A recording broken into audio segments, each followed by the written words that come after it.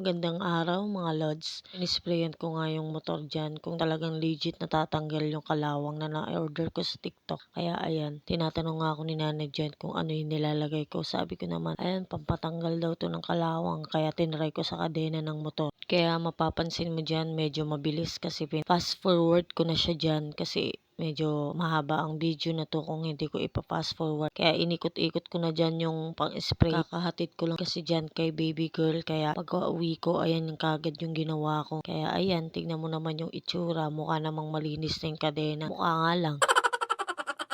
Patuloy pa rin akong naglilinis dyan ng kadena ng motor kasi hindi ko pa rin makuha yung gusto kong makuha. Kaya hala, sige, paka-spray-spray mo hanggang maubos yan. Masarap talaga sa umaga ay kumikilos ka kasi pinagpapawisan ka ng todo. Tignan mo naman yung pagmumukha ko dyan, diba? Ang sarap sapakin. Uhaw yar, di ponggol. Ito naman sunod kong gagawin. Magpiprito tayo ng tilapia at gigisahin natin. Tsaka natin gagawing sarsyado tilapia. Tsaka natin hugasan yung tilapia ng paulit-ulit para hindi malangsa ang amoy. Kasi ayoko sa tilapia yung malangsa. Kaya pinakahugas-hugas ko talaga yung tilapia, loob pati sa labas. Para masarap yung kain natin mamaya, di ba? At saka ako naman dyan hiniwa sa gitna para pag pinirito natin okay na okay. Hinugasan ko na naman dyan ulit para talaga tanggal yung langsa. Meron kasing tilapia kahit anong hugas mo malangsa talaga.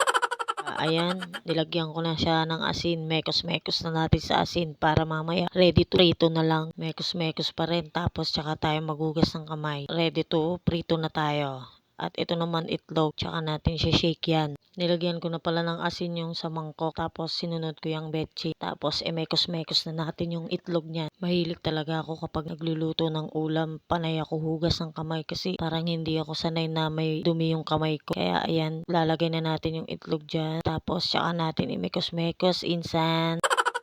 Mekos-mekos lang natin yung itlog tsaka tayo maglalagay na niyan ng kawali para ready to prito na bago natin gawing sarsyadong tilapia yung ulam natin ngayong araw. Sana masarapan sila sa luto ko na to kasi kulang sa sahog. Piniprito ko na nga dyan yung tilapia para ready to sarsyado na siya mamaya. Kaya ayan, lutong-luto na siya. Kaunti na lang, pwede na natin siyang gawing sarsyado. Yung ginamit kong mantika dyan ng pangprito, yan din yung gagamitin ko pang gisa sa ating pang sarsyado. Ang tipid, diba? Kasi lutong bahay lang naman tayo. Igisa ko na yung sibuyas, bawang. Inuhuli ko yung kamatis. Kaya isasalang ko na yung kamatis dyan para ready. Gisa na.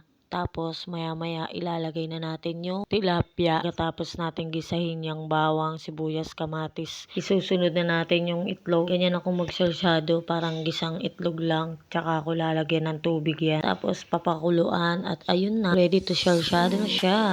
So ayan, after 1 year, ready to eat na tayo mga love. Thanks for watching.